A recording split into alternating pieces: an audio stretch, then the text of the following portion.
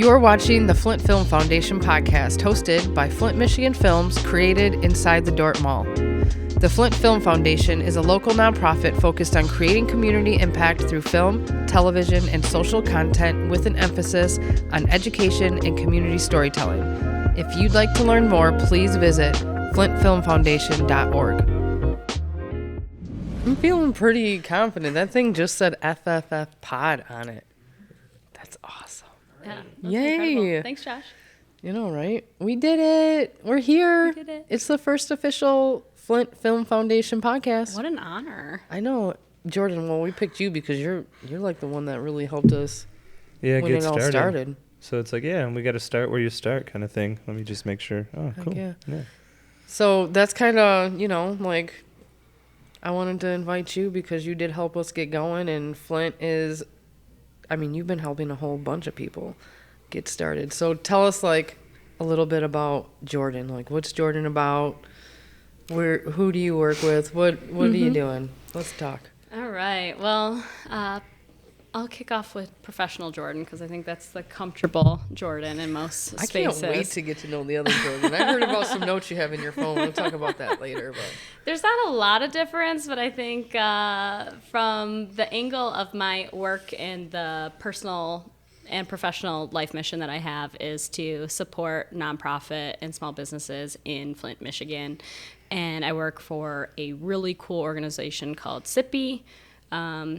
And our mission is to walk alongside in a very trust-based model to these groups and provide capacity building for them. But what that all means is a zillion different things. That can be, grant writing. It can be jumping in and helping in an emergency situation. Recently, one of our groups had an arsonist at their building. So our team and I was out of town for that one, but running over and supporting boots on the ground. So our work really just varies in a lot of different ways, and sometimes it's hard to conceptualize, but technically my title is Vice President there, but I prefer the title of Connector of Dots and Herder of Cats. I love it. Yes. But I also feel like I'm kind of workshopping that because in the last few months, I feel like we keep running into the storm instead of away from the storm. And so I'm herder of buffalo because buffalo run into the storms. Yeah, so we're working on it. I love that. We actually learned that in a leadership group that I'm part of too, about being buffalo. Yeah. And running into the storm. So I didn't know that until just recently. So you had shared that not too long. And it was great because I think Corey was referred to you by somebody, so that's how we got connected with you. Who referred Jordan? Do you remember? No. I don't know, but that's what I love about I'm trying to remember Flint. too. I feel like I do know because they told me, but now I'm trying to remember who it is too. The writer we met with, who's done a lot of like grants in the city. He would kill me if I saw him on Art Walk. I'm like, hey buddy, how are you? Yeah. Well, it isn't funny because then he heard, you heard her Nick Custer. Nick Custer. That is who it was. That's who it was. Yes. Ding, ding, ding. Well, it was funny because then you were referring Nick, and then later that same night you seen her out at Art Walk. Yeah, right. Right? Oh, so yeah. you messaged me and you were like, so weird, but I just ran into Jordan over at Art Walk. That's what I love about Flint. I wasn't born here. I've just been around for the last 5 years or so, mostly the last 2 years since Corey and I started dating, but everybody knows everybody. Like everybody's so well connected, and it's such a cool city on like seeing people like work together, and I really love that. So I had a little bit of experience with writing the documentation and getting stuff ready for a nonprofit, but then you helped me kind of go through, and everything went through. Awesome. On the first time, baby. Yeah, first try. That's a big deal. That's a big deal. I love that. We got that really fast. So You did, like realistically from industry, in my experience, that was very quick. Yeah, which has been fun because it came from like an idea of somebody else that we've been working with that came to see the studio and was like, you know what, you guys really could, what I'm hearing, a nonprofit would be amazing. And so, I don't know, I just started flooding ideas, and getting it started, and here we are. Well, you had run a nonprofit before this, right? I did, and it was called Living Out Loud with Melissa. So my biggest passion is helping people find their dreams and running after their goals and helping, encourage people and loving on them and through the hard stuff when it's hard. Mm-hmm. So that's where, my heart and passion and dream comes. And then, being involved in the film industry in the last couple of years, it's been really fun it's like their own unique group of people, like very well connected, very tight community. And so we just kind of threw those two things together, and that's how Flint Film Foundation, I think, came to be. So yeah, it's been great. Fun. So now that we know a little bit of like the professional Jordan, I want to know like the personal side of Jordan. Well, Jordan is also from Flint, originally. My mother's family was very Flint focused. My grandfather was a professor at Mott Community College for years. He taught geography, was pretty iconic to my upbringing. He used to pick me up from school, drop me off every day. We'd go to a Coney Island that is now burned down, the old Olympic. But every morning that was our jam. And then he would take me to class with him. I'd sit in his podium. And there's been people I've met throughout my life, or my adult life, that are like, I do remember you as like 5-6 years old, crawling between our legs, like under tables and such. And I was always a really shy kid, which I think people are usually surprised by. But my grandmother also taught at Duquette, which no longer exists, but was on the north end. So I spent my time between my mother and father's house, and my mom lived in Flint. My father lived on a horse farm in Holly. So I kind of got the best of both worlds, little country, little city. Yeah, exactly. Like a little diversity. And my my passions, I feel like, kind of started there in terms of a lot of interests and a lot of diversity in interests. I grew up riding horses, show jumping, traveled all over the country doing that. Really love that. It's a big love of mine still, just not something I have the capacity for right now. But yeah, so that was one of my great life passions growing up, and I think it really taught me a lot about my work ethic and like showing up every day for people or the horses. Yeah. And but that's not super integral to my life now. I feel like now I'm a single mom. I have a 10-year-old. My kid is super cool. Her name's Charlotte. We have a couple rescue kitties and a French bulldog, and we are running on high energy 24/7, just trying to make all the things work. Oh yeah, no, she's probably like go go go. Yeah. And then you're go go go. I'm go go go. She's just now at that age where she's starting to be involved in a lot of things that make me have to go faster, or lean on people for a little extra help, which I'm learning how to do. But there is a real passion between her and I that we share that's very like heart-centric. So go back to like your kind of passion and your nonprofit that you had started. My daughter is really cozy and warm like you are. I'm a little more all business, and I think we make a good team on that. Love that. But she is dragged everywhere with me. She volunteers with me a lot. I always joke that at my funeral, she's going to be like, this bitch dragged me everywhere. Even to her funeral. Right, even here now. I wasn't even supposed to be here today. Yep. And she's real, like, slow moving and like very purposeful, where I'm very like ADHD, let's go. So I think we're a good balance to each other. But I always joke that when it is my funeral, I'm like, just cremate me and put me in one of those time measures, the little like glass with the glass sand. time. Yeah. Because I'm so impatient, and I'm like, that can be something you carry around with you. And she's like, Mom, that's really weird. I'm like, I don't think I've ever heard anybody say that. I was that just saying that's probably the best one I've heard. Yeah. thank you. Because you hear a lot of people like, what do you want to do with yourself when you're, that's pretty smart. Yeah, I remember when I was in the Army, and every time you go overseas, they make you like saying, how do you want to be buried? And one time I was like, you know what, let's go to the Bermuda Triangle. So I called my grandma, actually. I was like, Grandma, if I wanted, like, if something happened overseas and I wanted to, like, you know, if I died, would you, like, put me in the Bermuda Triangle? She's like, yeah, of course. I love that. That's the first time I heard that. Sure. I could totally, your grandma would rock that. She would totally do that. Oh, yeah, totally. I love that. Yeah. I did get yelled at by the sergeant because he thought it was a joke. I was like, no, I checked with my grandma. This is, I'm serious. This is... Grandma approves this. This is real. We this had is a real serious. conversation. Yeah. We just had it. Just a little bit ago. Yeah, I told my dad the same thing. I'm like, I'm not joking. Like, I love that idea because I'm so impatient. And I'm always like, come on, guys, let's go. And he's like, well, you're kind of small. Like, will you fit in? What are you going to be, like 30 seconds? Like our little pocket one? Yeah. I was like, well, throw some glitter in there or something. Like, make it fun. I love that. I think He's from like, a okay. technical standpoint, which I'm always technical, like, I think you would have to add some weight to those edges. That's what he said. I was like, okay, well, maybe some sand. I don't know. That's funny. Your daughter wants this. We I talked don't ask about for it. much. That's so good. I think we've met Charlotte one time at an event. And Yeah. she was Super shy. She was a little shy, but she was dancing. We went to, it was a live music event. Yeah, it was at the FIA. Yep. Yeah. That's exactly where it yep. was. Yep. Yep. Yeah, for Julie's. Julie was She playing. had so many people there. That's like one of the biggest bands I've ever seen outside of like a big, huge jazz band. Yeah, that was an indoor, because it was an outdoor event that turned indoor because it rained yeah, that day. Yeah. Yeah. That was She's great. playing tonight, actually. She, at Queens, I Yeah, think, right? Queens. Yep.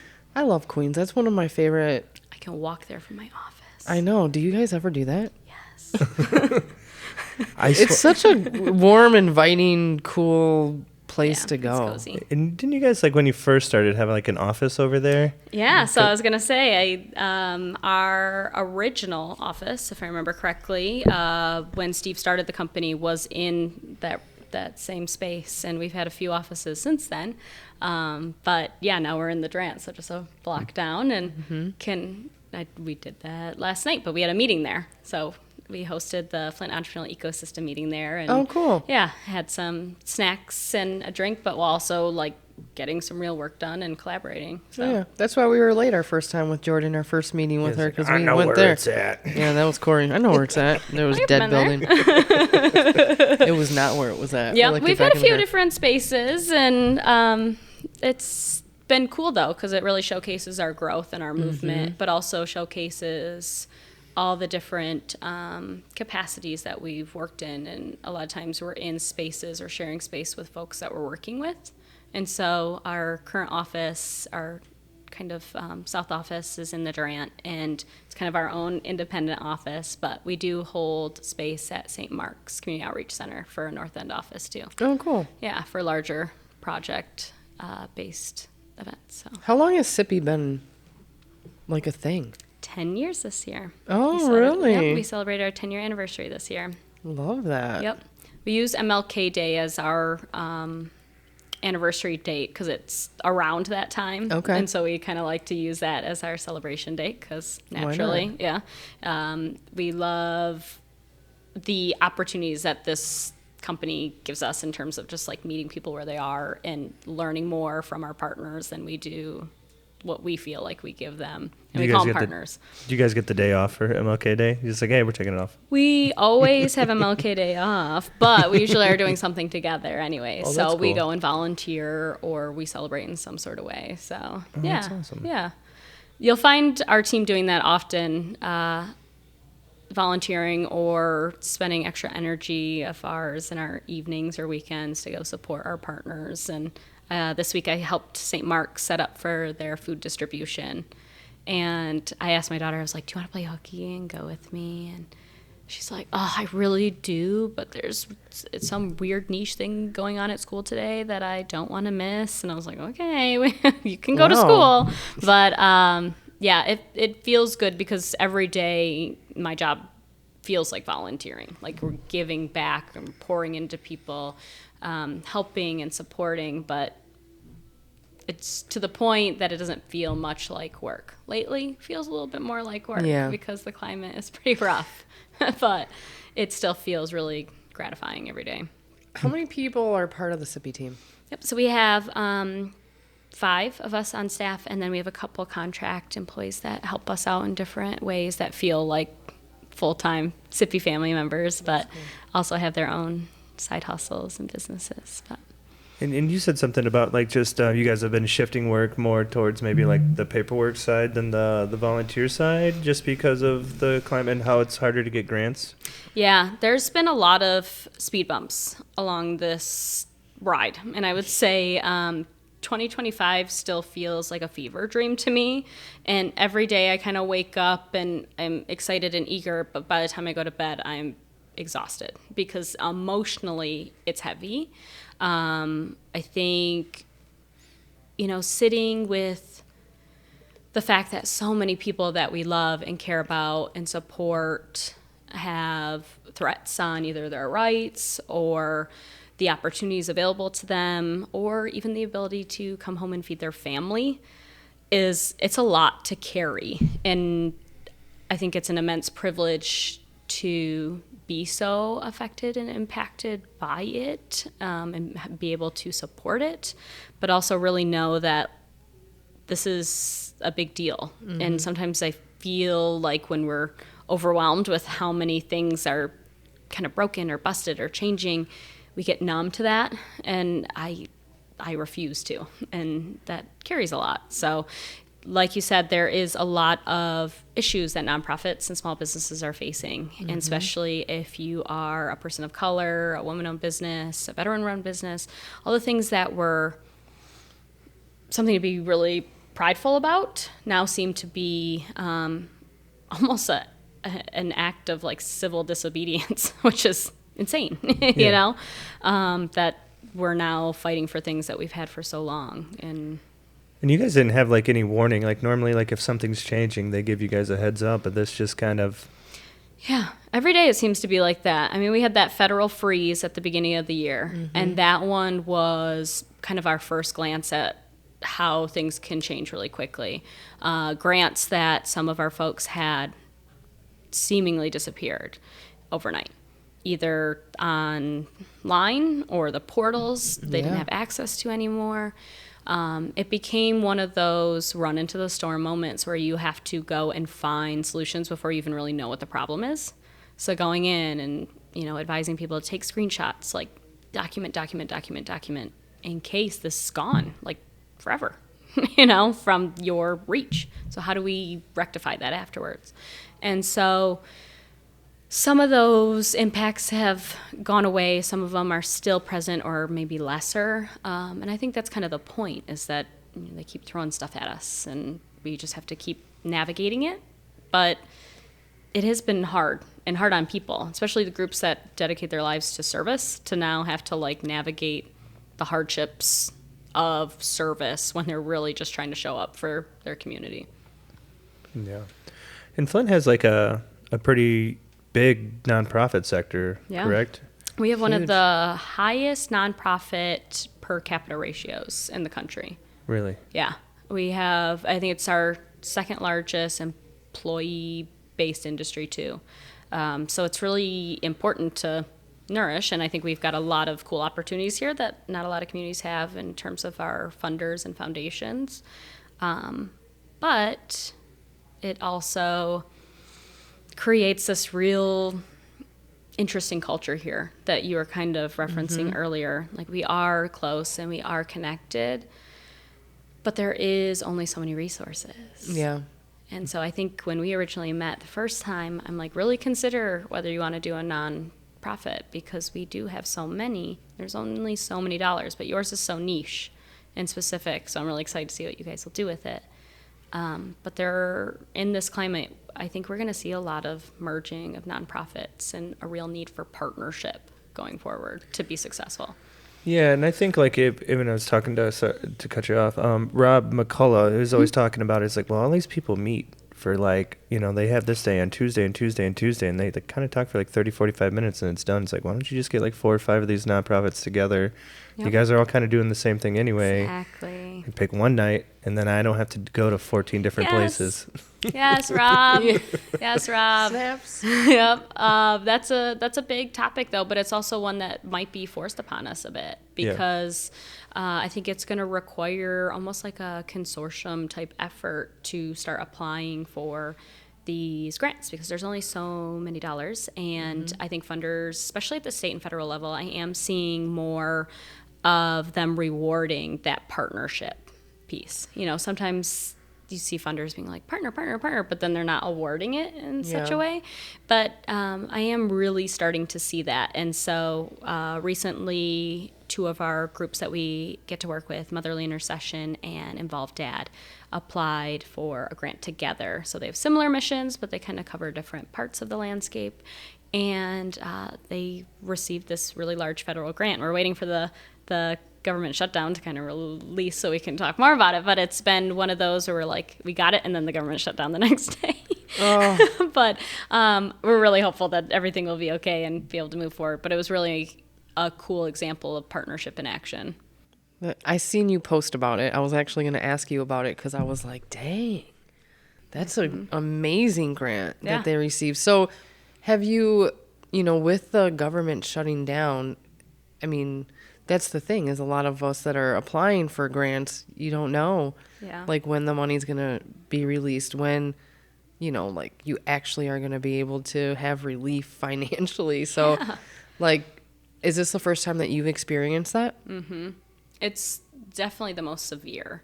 There's always opportunities with the changing of guard for things to adjust. Yeah. But this one feels very unknown. Yeah. And what I find the hardest about it, honestly, is when people call me and are in some sort of distress, whether they're anxious about it going through or worried about their community or not being able to host the program that they want, or there being like a gap in services, or, the cash flow is really tight. Do we need to shut down for a month? Which is a very real thing that has occurred over the last 10 months or so. But I think it's my personal feeling of I don't know how to help fully because I don't know the answers either, because it is so new and unusual. Mm-hmm. And I hate that because I love having a A, B, C, D, E, F, G plan, and I don't. I think we have ideas of how we can navigate things, and we're trying to be creative and innovative, but sometimes my answer is, I'm not sure on this one, but let's keep our chins up and keep moving forward. And if we can't find a perfect solution, who can we lean on? Who can we partner with? Who can we work together to find a solution? It's been tough. It is. Yeah, we're super excited, with our nonprofit. It is kind of niche-y, and originally, we were like, kind of, do we do this? And so I'm just starting in the storm, right? Yeah. Like, so it's been interesting for grant writing, kind of figuring out how to work that through, how to write grants with, the partnership part with the for-profit, nonprofit situation. So for me, for a business owner, it's very like, well, I don't know what's about to happen, but we're about to spend a lot of time here. Like a lot of time and energy is spent in trying to figure that out. So it's good to have, people like you that I can reach out to and be like, hey, like, can you help me answer that? And even though you probably don't feel like you have the answers either, it helps me feel more. Oh, totally. You know what I mean? Just totally. having somebody. And that's what we're really here for. And I, while I might not have the answer on how to navigate some of these federal items right now, I have best practices. I have our whole team has the experience and the ability to help and just jump in. And that provides a lot of comfort, I think, for folks. But ultimately, Miss Agnes, who is at St. Mark Community Outreach Center, when the changing of the guard occurred, if you will, said to me, and she's a true inspiration to me in a lot of ways, but she was like, this is not the worst thing that will happen to us. It's not the worst thing that has, and it won't be the worst. We will figure it out, and we will move forward. Right. And that's really tried to resonate with me as someone, who has seen a lot of things in her life and has many years of experience in the nonprofit sector, working in Flint, that provides me a lot of comfort. So as one of our partners, I think as much comfort as I can help in navigating some grant things, reciprocally we get just as much from you all. Yeah. And it's cool that, like, I think one of the things that I think is unique about you guys and also with the Flint Film Foundation is that we get to help everybody. You know what I mean? Yep. And I feel like that's kind of unique because a lot of nonprofits like, oh, we do this one thing and, Yeah. you know, we do it real well. But it's like, no, even with grant writing, it's like, who's this for? It's like, well, it's for everyone. Yeah, You know what I mean? exactly. Yep. Yeah. And I think that's how we kind of have to be now, even more so. I've always felt that way personally. I think one of the nicest things my dad has ever said about me, to me, was he's like, out of all my children, like, you're the community one. Like, you will always put community over yourself. And it was nice to hear that because that's something that I take a lot of pride in. And I prefer to be behind the scenes. I prefer to do the work and do the hard stuff, knowing that so many more folks will benefit from that than if I were to be still working in the nonprofit sector directly. Yeah. And that's that partnership piece and that community piece is so important right now because we have to like hold on to that as much as we can because that's how we get through this.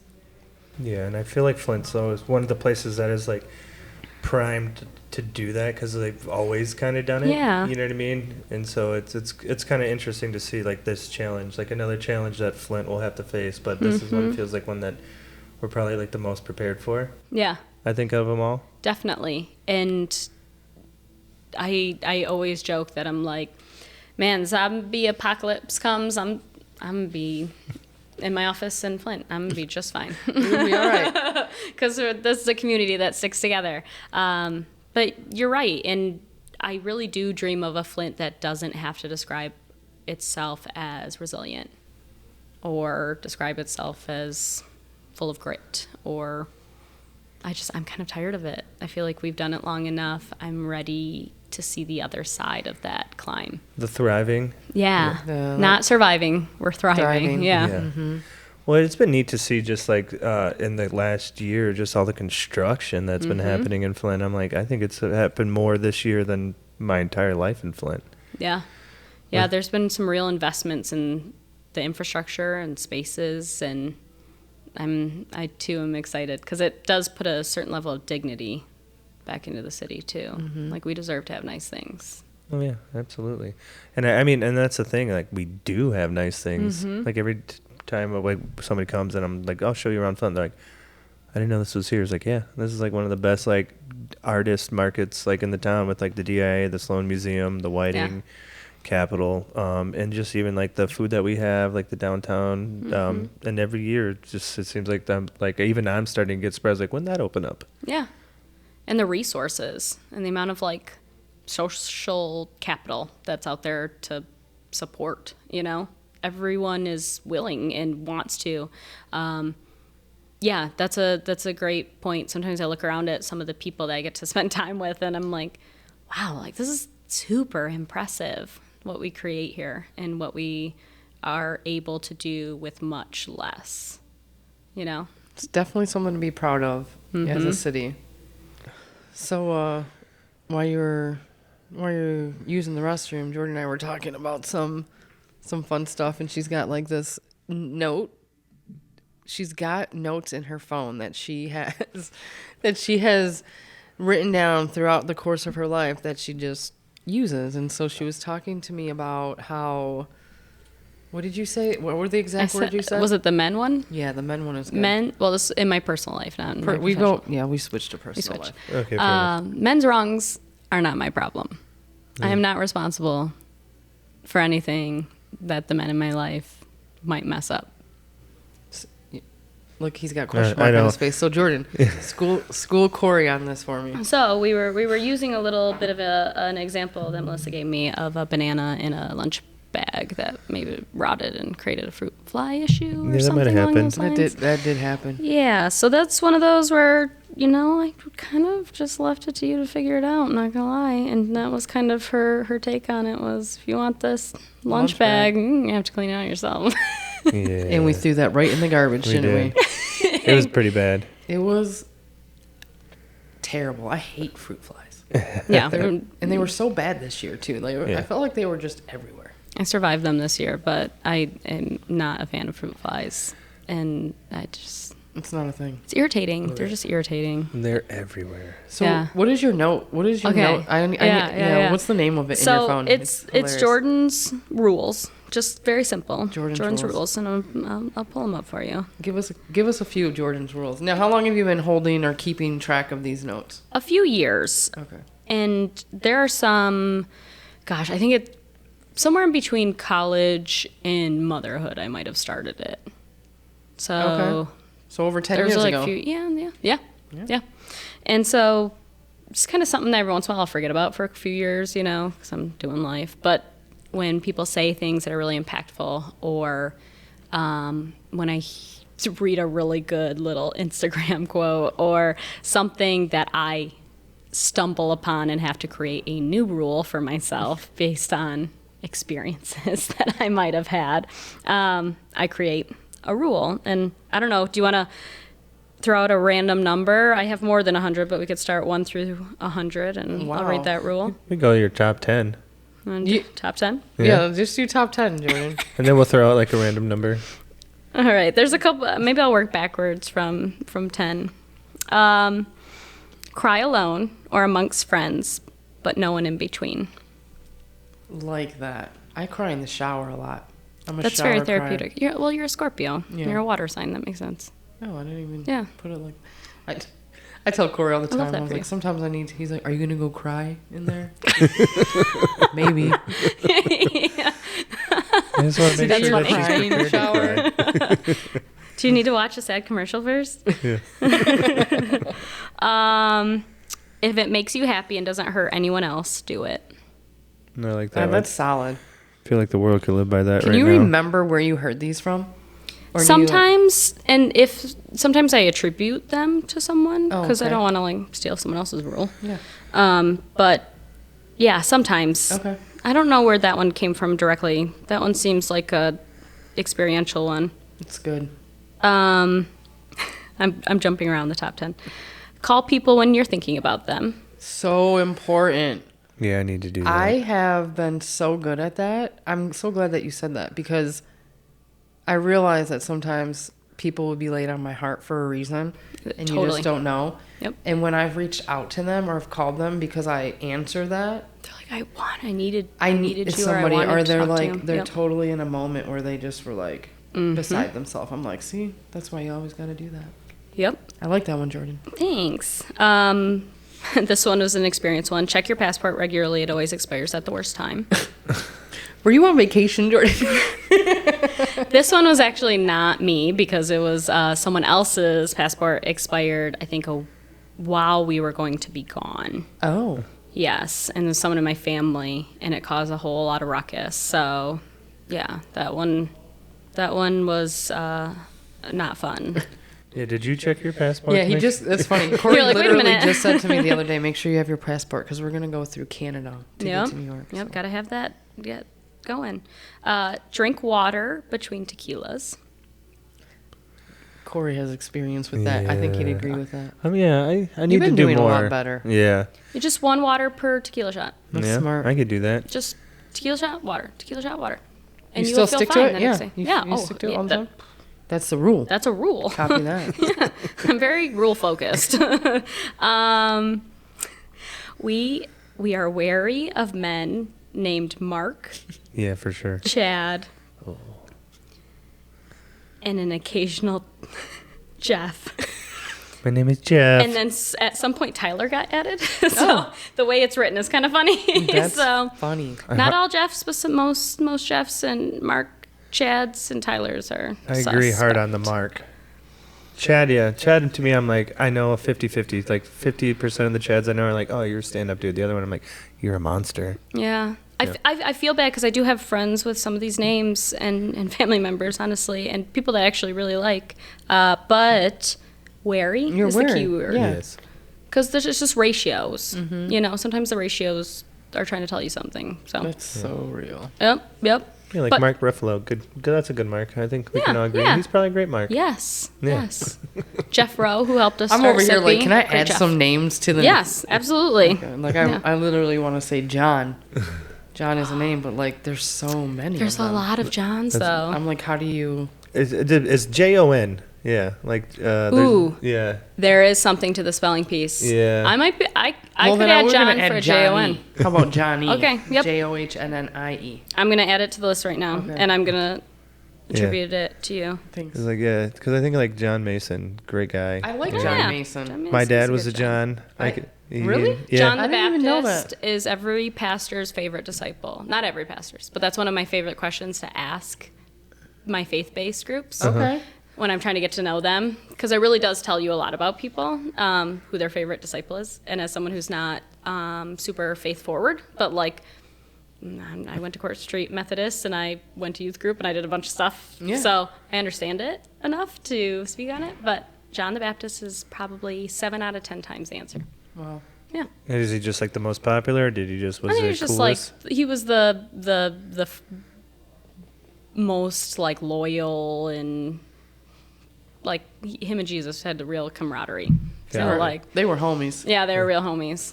So I always answer it's Mary Magdalene Yeah, for because she's the disciple that's left out, and she's the real OG disciple. So Facts. it lands. It lands every time. Totally does. It does. But okay, where are we at here? Never leave the house without a change of clothes and a book. A book, huh? A book started it. A change of clothes was added later in life. A book. My dad is gay and has been with his husband for over 30 years now. And instead of going to church on Sundays, a little contrary, it depends which house I was at, right? Yeah. We'd go to the bookstore. So he was an Really? AP Lit teacher. He made me write book reports in the summer growing up. So like I always have a book. And I even in my purse right now that I have with me, I have a little tiny book. Because you never know when you're stuck somewhere. And Need so to I read probably something? have 2 or 3 in the car too. What's your And- favorite book that you've read? Is that a hard question? Gosh, I'll tell you the most recent one. Okay. And I have a weird thing about remembering names of books and remembering names of things in general, but I think it was called The Wedding People. And I loved that book. I did not set it down. I read it all the way through. The Wedding People. Yeah. Intriguing. Yeah. Quick read? For me, it was, but I'm also a quick reader. Okay. But I would say, like, it could be a weekend read. Okay. And it was good, so it like had you locked in. It was like a woman who is going away to commit suicide after her husband leaves her, and she stumbles across she is the only person not invited to this wedding at this hotel, and becomes a part of like their storyline. Really? It's really good. That sounds intriguing.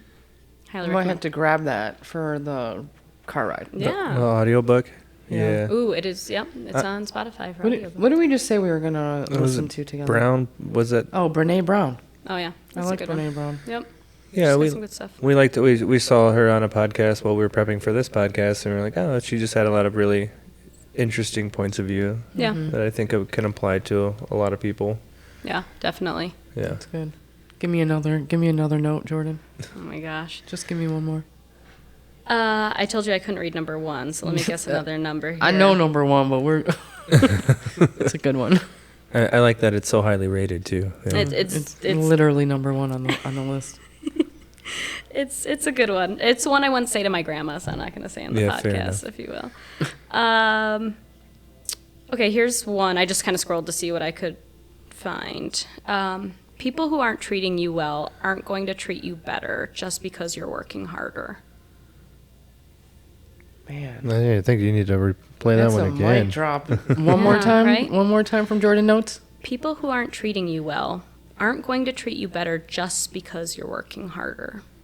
So it's kind of a reminder to not throw your all into things to kind of fix maybe an effort gap that is never going to quite be corrected. That's some good stuff, Jordan. wanna You give it- should write a book. I had my palm read once in Traverse City when I was like a teenager, and she said the greatest success of my life will be that I will Writing write a a book book? at some point in my life. Is it Is it ever something that you've thought of besides that? I don't know what I would write about. I don't know. I don't think I'm interesting or cool enough to write a book. I mean, my notes section is kind of fun. I don't know. I mean, I think you're around interesting people and Girl, interesting you stories. have you have like a whole bunch of cool stuff about you. I don't know. Yeah, no, just like alone, just from like the people you hang out with and like the things that you get to see that other people don't really understand, and then let alone like, you know, your hip personality. Yeah, you're a cool mom. Not a regular mom. I'm a cool mom. Yeah. Yeah. For about a couple more years, and then you're. Then I don't know. It's tough right now. She sometimes just looks at me, and her favorite thing is to give me like the Uno reverse card. Okay. So, like she's really good at remembering things I say to her, which I love. Until she uses them as she uses ammo it against you? me. So the other day I was, you know, as a woman, sometimes you just put something on and you're like, oh, this isn't it. Try something else on. Oh, yeah. Wasn't it? One more, I'm on my third sweater or whatever, I don't know. And she's like, it's not a fashion show, Mom, it's work. Because I have said that to her, getting ready for school, and she's tried on 18 million things. It's not a fashion show, it's school. Wow, how'd that make you feel, Jordan? Did she check you? She checked me, and I said, you are absolutely right. And I just wore that sweater. Corey does that to me every once in a while. Oh, yeah. I'm allowed to every once in a while change my mind, but also I'm like, all right. And she was waiting on me, which was a weird twist of fate. So it's funny. Yeah, and she does this to me often, honestly. Like, and before she leaves every day, maybe not every morning, but I try to say it every morning. And the reason behind that for me is I think your village is only as strong as your like saddest, unhealthiest, weakest part of your village, right? And so when she goes to class or school, I always say, like, those are the kids that you need to spend a little extra time with. Like, you know, when you see someone struggling or hurting, like, check in, you know? And it doesn't matter if you think they're interesting or fun or nice, but just check in, because some people just need that. And if they're not getting it at home, we don't know the story. Mm-hmm.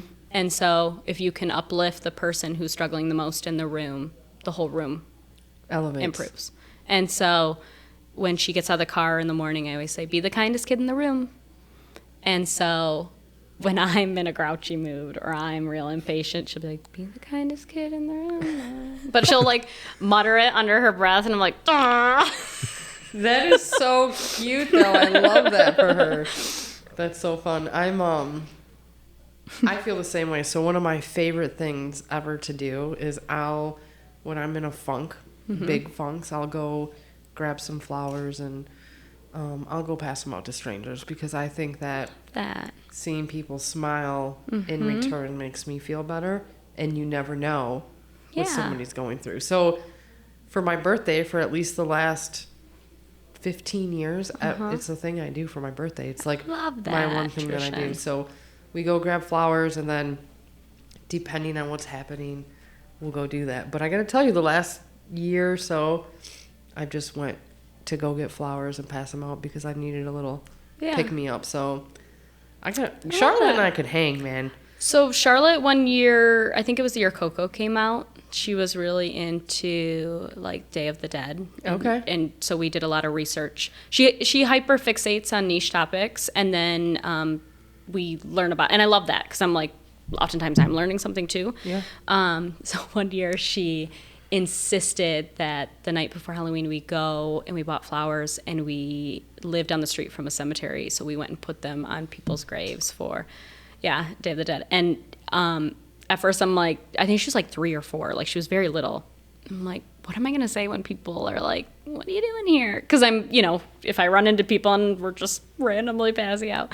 But she felt very passionate about it, and I was like, all right. So we went and did that. So she's done that. I actually got flowers this year, and they didn't have a note on them, so I felt weird about it. So I went and I handed them out downtown Flint. And so cool. Yeah, I'm on that vibe. I like that a lot, and I think there's a lot of shared humanity in that. Like, I think we've really lost that in our phones and technology in a lot of ways, where we don't have those human touch points the way that we used to in that community. Yeah. We called it Smiles for Miles. And Love that. My old nonprofit did it one year for my birthday, and we had people from all over participate. And so we had like a hashtag that you could hashtag, and then people were just like writing their stories about the moment, you know, how they received these flowers. It was like super cool. But That is cool. yeah, we got to do that. I just told Corey last night, I'm like, I don't know if I should get flowers from Flint, because I'm going to pronounce it wrong. Please forgive me. Huh? I'm going to do it. Is it Votes? Yeah, Votes. Thank you for saying that. Yeah, Votes. I got you. So Rosie at Votes Yeah. down there, love Rosie. Hey girl, she heard what we were doing, and sometimes I'll go down there and they'll donate Aw, flowers I for love me that. to go back out, and so I stinking love that. So we didn't know if we were gonna do it along the drive to New York and just hit different states, or if I'm Do gonna it go NYC. to do it in NYC. Shoot. Do I know. both. I'm I know. just worried about customs. Oh, that's fair. Can you That's not fair. take You can't take- carnations or something across? Some people like plants, wildlife. You have to Yeah. declare everything, kind of. It's bizarre. Yeah. We live in a weird world. Man, What if? Here, I'll counter look at this. here What comes if, Jordan. Jordan Always has negotiating. Always has an idea. Talk to me. What if I go to Votes on Sunday and I do I with love Charlotte? that. Charlotte and I will go and do that. That'd be cool. That would be so We'll take fun. pictures for you. I love that. And we'll just we'll get them in Buffalo. There you go. Yeah, I love that. And I can buffalo wings, and you can pass. That seems best of both worlds, really. Yeah, right. I know. Like, Honestly.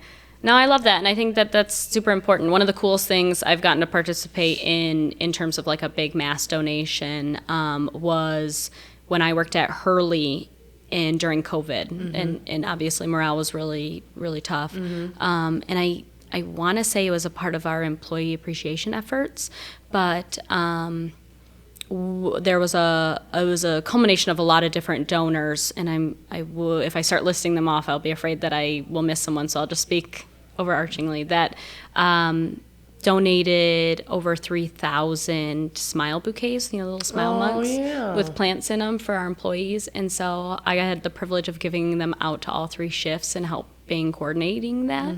And it was so fun. And I can't tell you how many people, like, still to this day will send me a picture of their plant in their smile mug and like, this is still thriving. And like, I think of you every time I see it. And obviously it was just, I was the person that got to coordinate it, and that a lot of really incredible people were a part of that process. But those things are long-standing, and They last. they do, and they're important. And I think showing up for people in ways like that are kind of tangible and you can reflect back on later, really keeps that like shared humanity and community alive. And it's so important. Especially now. People just need to know that there's still kind people. People Yeah. are kind, right? Like, Yep. we just got to keep making an effort, which breaks my heart, by the way, but still, Yeah. we have to do it. Well, I think that's like just like a lot of people say, like, you know what I mean, like that's our natural way. You know what I mean? For the most part, Yeah. that's just who It we are is. naturally. You know what I mean? Like, and so trying to remember that it's like there's something that happened to, if that person's in that way, there's more than likely something that happened. It's, you know what I mean? It's not, I would say like there's a millionth or even a billionth % chance that if they're that way, that there's something wrong with them. It's just like that something happened and they haven't been able to Yeah. do something with that. Well, and it's the reason that I keep doing this birthday flower thing is because the first time that I ever did it, there was a liquor store, and it was the liquor store in my neighborhood or whatever, and Andy's Market. We used to go up there for candy and drinks all the time. But I was passing out flowers. It was late at night, and I stopped, and there was this woman in a car, and she had 2 boys in the back. They had to be probably like 8 or 10 years old. And I walked up to her, and I had no idea that she was bawling. So she's in her front seat bawling, and I knocked on the window, and I'm like, oh my gosh, like, this is so strange. But I was like, hey, I said, my name's Melissa. It's my birthday, and I just want to pass out flowers for smiles. And like, she looked at me like it was like an answered prayer. Yeah. For her, Like a sign. And she got out, and we just held each other, and I hugged her. I had no idea who she was. And I hit her this flower, and I said, I don't know what's going on. I said, but I just want you to know that Yeah. whatever you're doing is great. I think she was probably raising her grandkids Yeah. and just had a whole huge meltdown. Yeah. But that moment was the moment that I was like, I want to keep doing Yeah. I want to keep doing this, because you never know. Well, and I guarantee she still thinks about that regularly. And Yeah. that's the point. Like, that's why we are all here. And that's something, you triggered a thought that I had this week in our cohort. So we have a 6-week cohort that's supported by Ruth Mott Foundation, where nonprofit or small business individuals, or even just people who have programs or an idea, come together, and we kind of have a peer component, but also are able to learn kind of like best practices from our team. And we put together like a strategic action plan for impact, which is like your 18-month goals. And one of the things that we talked about, and one of the participants in this cohort, who's been so great, said, like, yeah, I just really hate asking for help. And that is such a huge theme of service-oriented people. So people that work in nonprofits or work for programs or things that provide resources for other people have a really hard time getting resources for themselves. And so this is in the rules in some shape or form, but one of the things that I always try to reiterate to folks that work in our industry or are very service oriented is every time that we help people, right? Like, that fulfills us. That is our whole passion, our purpose, our mission to this world, to this community. How unfair is it to not allow your favorite people in this world to not be able to show up and help you and fulfill that same feeling? And so anytime that we are resistant to asking for help, we are taking away that joy from someone else to help us. So interesting. What a perspective, because I feel like that about compliments. Sometimes you have a hard time accepting compliments, right? And so somebody once told me, because you'll brush it off, like, oh yeah, Yep. Corey does it to me all the time. He'll say something nice to me and I'll be like, you're just so nice. Yeah. You know what I mean? Yeah. But what it does is it blocks a blessing. Yeah. You know what I mean? Like, if somebody's trying to compliment you, allow them to have that Yeah. moment to say something kind to you. Good. I need to hear that one. And to accept it. You know what I mean? Because if you shut them down, or you're blocking that blessing and that love to come back to you. So I was going to ask you earlier, like you just said that, your dad said something kind to you about loving the community. Yeah. I was going to say, like, as somebody like that who does that, do you find yourself not taking care of yourself so much all the time, right? And not being able to ask, for help. So how do you deal with that? Do you take time? Do you have like that in your schedule? Is it something that you put on the back burner like a lot of us women do too? Yeah, that's something that I talk about a lot, and it's one of those moments where I really have to practice what I preach, because in that, in our relationships with our partners, and especially in the cohort too, we talk about that more often than you'd imagine, because we really are just giving, but you cannot pour from an empty cup. And I know that one's such a cliche statement, but there's a point where giving is a form of self-sabotage, because all of your best gifts, or at least in my opinion, all of your best gifts are your worst behaviors at extreme. So like, if you're giving to the point of exhaustion, then that is a bad behavior. And so we actually take this assessment, and it's the saboteur assessment, and I'd be happy to send it to you, where it tells you how you self-sabotage. And like the justification lies that you tell yourself to continue to do that self-sabotage. And so over the last few years of working with that assessment, I've gotten my numbers down. But like you said, my biggest saboteur is being restless. I will keep myself so busy to an extreme when I don't feel good. So I'll force myself to start like taking a bath in the evening. And like, I have to do that, and I have to prioritize it, because I can't do anything else while I'm in the bath. Like, I can't be on my computer. I can't be on my phone. I don't take baths because I can't sit still long enough. And that was a thing. Like, Corey used to take baths all the time when we first started dating. Like, it used to be his jam. Yeah. That was like my one thing after, like, I was just being, just a personal space for me, because I'm also like, I can't sit still. My brain goes a million different directions. I'm like always like, doing something either on the phone or, I'm into watching TV. Like, I needed a moment just for like me not to be able to do anything. Yeah. And it was nice. We gotta get back to that. Like, we just stopped, like you have these great ideas, right? Like doing that, and you just got to keep continuing to. Well, if you make it a part of your routine, then it's not a issue, right? Yeah. And so that one has one that I do, maybe not every night, but pretty regularly throughout the week. And then my other one is, and again, I'm just the culmination of really cool thoughts other people had and that I try to take home, hence the note section. But I had heard, I think it was on a podcast, that women feel like they have to earn their creativity time. Oh. And I do love to paint. I love to draw. I like to write. I like to do a lot of different creative outlets, but I don't do them because I feel like I have to earn it. And it really resonated with me. And so now I do watercolors in the evening as well. And I always have them set up because it's pretty easy to have that set up without, like the paint's not going to dry. Yeah.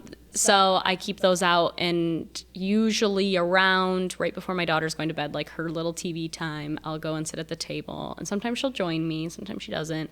But I'll keep working on a project, and I have like 3 or 4 ones that I'm doing, and it's not like my greatest skill in life, but I'm nurturing it, and I'm doing it to kind of break down that thought in myself that I have to earn it. I like that. Because you don't. Like, this hustle culture has eroded us into shells of ourselves, and I just feel like we have to invest some of that energy in. And while I get a lot of purpose from my professional life and from running around with my kiddo, and I'm the oldest of 5 kids, like I'm hanging out and doing stuff for my siblings a lot, and I'm helping with my grandma, or I'm doing this or volunteering. But if I don't spend the time to like nurture what I really love, that's why I feel like you find that dark spot of like, what am I doing all this for? And it's like, you still have to nurture the things that you like and the hobbies and grow. And I love that. I love growing. I love changing. I like admitting when I'm wrong and moving on and trying to like show up better. But if you don't take that like time to nurture it, no one else can do it for you.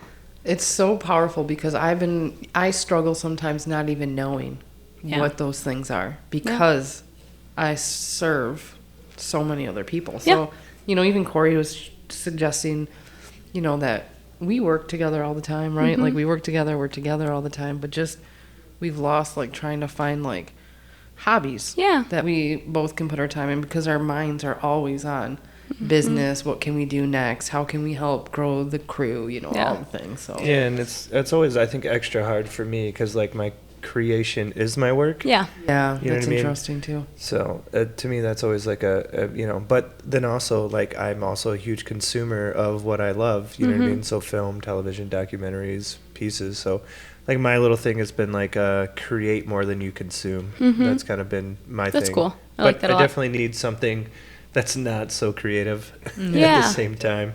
Like we did the was it Monday nights? Monday nights volleyball at which we were having so much fun with. Yeah.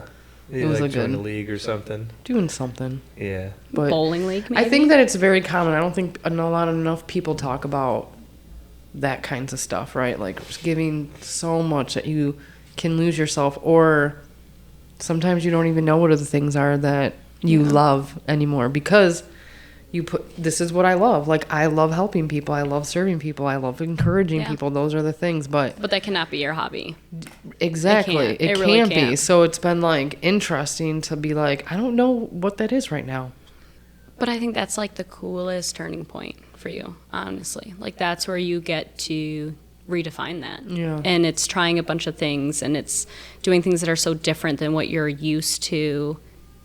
And I can tell you personally, I find solutions to the things that are racking my brain in those moments of creativity or in the bath or going for a walk because I'm giving myself a break that it just comes. Yeah. Like I don't have to, I'm not actively thinking about it. I'll just be like, wait a minute, that could work. And then I just let it go until I'm done with what I'm doing and I can move on.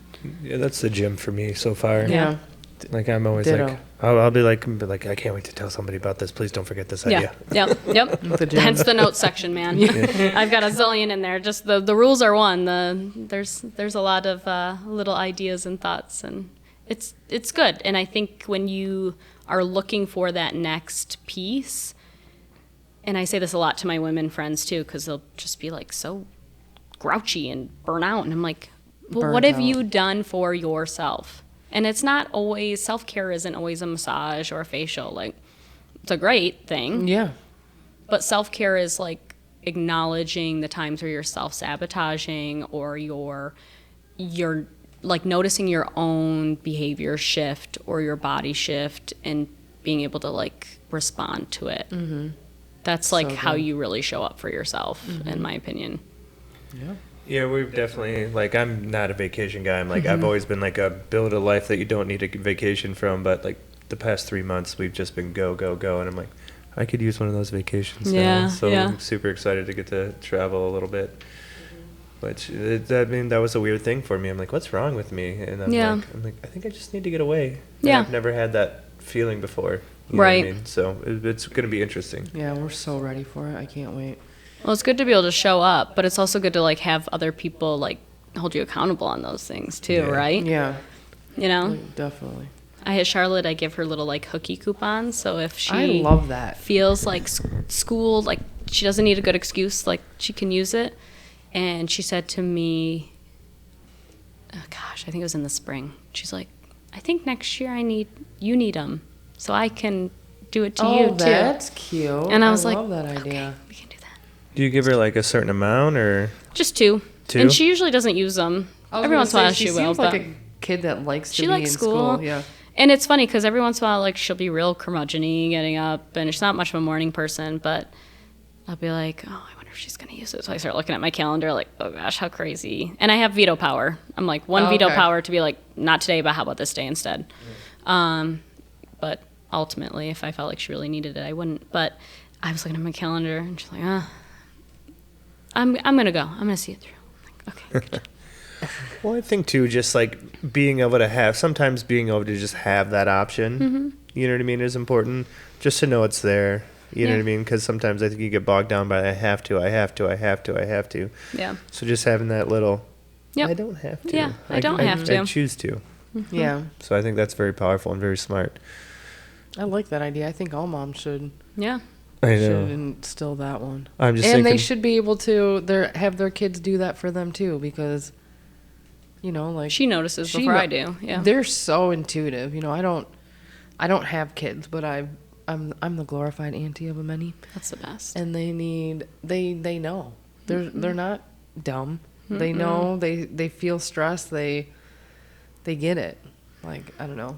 Yeah, I was just thinking, like, man, I wish I'd have had like little things like this for Devin. I think like I was so young when I had him, because I have a 21-year-old, you know what I mean, and I'm 39, gonna be 40 next year, and so I just was like, man, I wish I'd have had that, like something like that ability. I think it's just like an age thing, or maybe just a wisdom thing that I just didn't possess. But I was like, that would have been a good one. Like, hey, don't go. You know what though? Sometimes as adults we still need that. Like, I'm lucky to still have my mom. You know what I mean? Like, I'm so blessed to have that, and we're like super close. But, you know, like, lives are so busy. Like, everybody's doing their own thing, and like, we need it. I feel like sometimes the holidays are the only times that we all actually do something, because time stops a little bit. Yeah. But shoot, I want to give my mom a little card that says, "Mom, Right. come on, let's go." Right. Today is my day. I'm 42. I I do still it. want to hang out, Yeah. you know? Yeah, Maybe that's what I'm about to do for my birthday. I'm about to use my birthday as an excuse, Jordan. Well, so I'm a big believer too in gifts to women on their kid's birthday, because I'm like, man, you did the work. birthed them. Yeah, like happy giving birthday. Yeah. So you can do a happy giving birthday to your You're mom. a stinking genius, Jordan. That's real good. Yeah. And she's so cute. So she's in her 60s now. Mm-hmm. She's miserable at this job that she's been doing forever. And so she's in her 60s looking for a new... Love that. And she's been so worried about, you know, her age and people not doing that. So she had her third interview on Tuesday. And it went really good. And she called me. And it made my heart so happy that she called me. You know, I was like, my mom called me. Yeah, how many job interviews have you called her after, you know? Exactly. I'm like, she sounds so excited. So I'm really excited. But yeah, I'm totally going to rock that idea. I love that. That's going to be good. You got to start thinking about where you're going to get her. Yeah, when am I going to get her? My time. No, I'm just I kidding. mean, we're literally Cookie going to see her coupons. in like 3 hours. Yeah, that's true. We're taking Fernando over there. You can make your own hookie coupons for her new Girl. job. There you Yeah, go. right. There you go. I love that. Yeah. That's so good. Yeah. So, Jordan, tell me if there's one thing that we haven't talked about today that you'd want to... You've given such good like life tips today. Like I'm like, I wish I was writing all these down. You're gonna have to send me the notes. All right, I'll give you some. I'll give you some. I definitely want to have the test. What was the test? Oh, the saboteur. The saboteur task. Yep. I'm very intrigued with that. So you gotta send that to me. But if there's one piece of advice that you'd want to share, what would that be? Personal or professionally? And then I'm gonna ask you the other question, the ending. I might have to consult my notes here. Okay. On that one. You know what? I know it's in here, but I don't remember where it's at. One of the things that changed just about everything in how I view the world and myself and my role in it is the advice, and again, I can't remember exactly where this one came from, was other people's opinion is none of your business. And that one I really do live my life with, and I think it allows me to really show up authentically, which I take a lot of pride in. But I find, you know, in your 20s, I think you do a lot of like buffering of like, I can present this part of myself to around my family, or this part of myself in front of my chosen family or my friends, and professionally I need to have like this. I've never been that way. I have a really hard time faking it, and so instead of trying to resist that, I've tried to lean into it. But of course, along with that comes with a lot of criticism, you know, when you always are showing up exactly as you are. And so hearing that, and even when I mess up, if I can learn the lesson and move on and really take it as a turning point, and God, we've all done that, right? And we've all done a zillion things that we're not super proud of or super excited about. But knowing that if I can come to terms with it, or I can fix it or correct my behavior or fix, you know, harm that I've done, it doesn't really matter what anyone else thinks about it, and I don't have to speak to it. So I spend very little of my energy focusing on that piece, and it really allows me the freedom to move and be authentic in any space I walk into, and it gives me a lot of comfortability that I think a lot of people in my life I can see constantly looking for and striving for. And that has been one of the most like meaningful pieces and really changed how I saw the world, because it really isn't. And I think we're all here, and it's good to have our community, but sometimes we get so individualistic in our thought processes, and I'm like, but why does it matter? Why? And of course I would love to present well and make great impacts on everyone that I interact with, but that's not feasible. Yeah. And so if I can show up well and on days when I don't, apologize or make it right, I think that's enough. Yeah. That's good. Yeah, solid. I'm telling you, you should write a book. And yeah, I think you want to ask like the last few questions. Well, I was gonna ask which one she wanted to answer, so I wanted. We can answer I them. want to go with this one first, though. The first one? No, this one. I think there's something that I would like to know about the company. I know Go we ahead had to and ask her. backtrack a little bit. You're here too. Yeah, I mean, we can move things around, of course, in the edit. So it's like, so how can people support what you're doing and what SIPI is doing in like a real way? Good question. I would say maybe participate with the organizations that we support. So we are a for-profit business. A lot of people think we're a nonprofit because we support nonprofits, and we're not. We are a for-profit business. However, what we do is very mission-focused, and it's very social impact-oriented. So my goals when it comes to SIPI, and I think I speak for all of us at SIPI when I say, is to support the organizations that we pour time into because they're doing it. They're doing it right. They are doing the work. We believe in the mission. And so, you know, volunteering your time at a food giveaway, showing up at an event at a grassroots organization, at the Urban Renaissance Center, utilizing some of the resources with your mission and partnering with organizations that can help maybe broaden your reach or can provide something to you or a different perspective. That's what it's all about for me. Like that would make me the happiest. Is there like a list of these businesses or nonprofits that you work with that people could find? Yeah, I think that it is constantly evolving, but on our website, you'll see a lot of our partners on there, and then our Facebook, the people that we're sharing and posting about, like we either have worked with or are currently working with. So, but feel free to reach out too. Like I very much have an open door policy to both my cell phone and my email. If anyone wants to reach out on our, have Thursday mornings open, where can I go spend time? Or this is what I'm really passionate about, who is doing that work right now. Sometimes it's just hard to find it all because there's a lot. Like you said, there's so many nonprofits, there's so many things. And we have the privilege between all of our team members, like we know what's going on in every little corner of the city. And I'm always excited when I find something new, but we can usually direct you to places where you'll have a good experience, can really make an impact, and where you'll feel good at the end of the day. Love that. That's good. You got any more questions that you want to ask her? No, I mean, I think really, I guess, like, how do you see, I'm always like a Flint guy. How do you see, like, we talked a little bit about of Flint, but like, where do you see Flint in 5 years or 10? Yeah.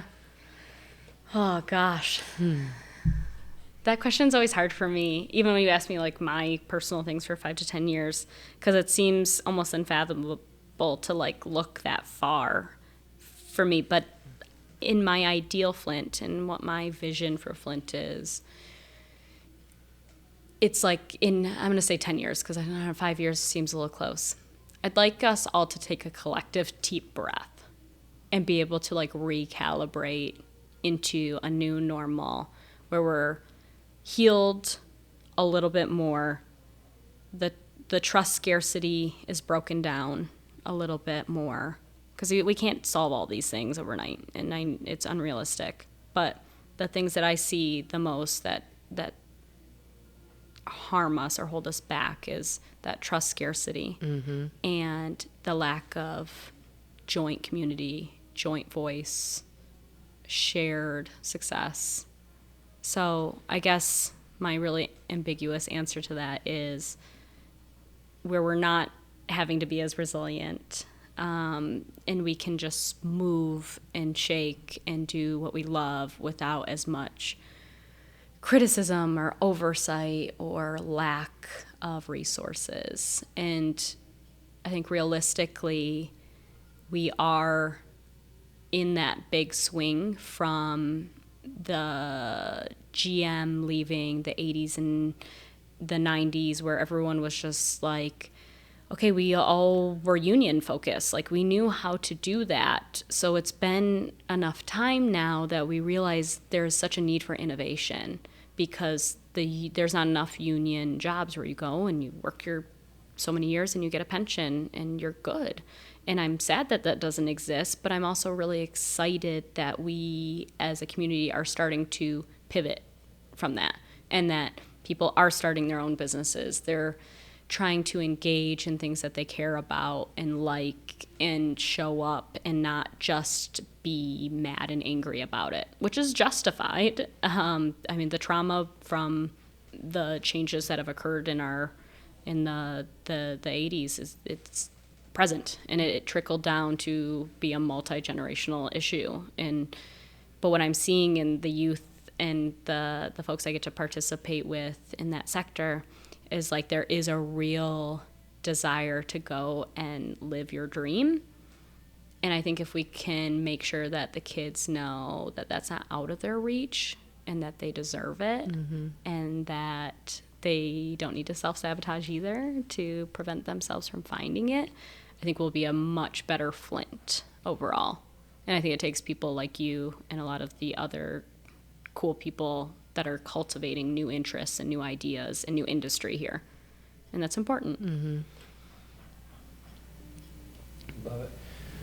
All right, you ready to ask the final questions? Yeah, so I want to be able to give guests like their question that they get to choose. I'm going to ask two. So the first one is, what question would you leave for our next guest? And we're not going to tell you who that is. You won't know. Or well, we kind of just did that. What message of hope would you give someone trying to start something meaningful in Flint? Yeah, so I feel like that kind of was part of that last answer. So you're Little stuck bit. with the first one. That's almost. fine. We can do that. Good one. So I think my question would be for your next podcast guest, what would if they had to give or live by one rule for the rest of their life, what would their rule be? Ooh, That's a nice one. that's a good one. Yeah. So to play off Jordan's rules notes, There you go. what's their one life rule that they stay true to? And I'm going to have you write that down in a notebook in a absolutely, Yeah. second. yeah, We have it. It's gonna be cool. It's Yeah. going to be a good one. Yeah. I can't wait to hear that answer. yeah. And I think rules are meant to be broken, negotiated, and such, or added on to. But Yeah.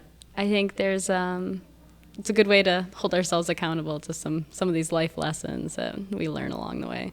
Absolutely. Well, thank you, Jordan. Thank you. This First was fun. podcast, we did Yeah. it. Appreciate it. Congratulations on your first I podcast. know. Thank you. How long till we get this one out?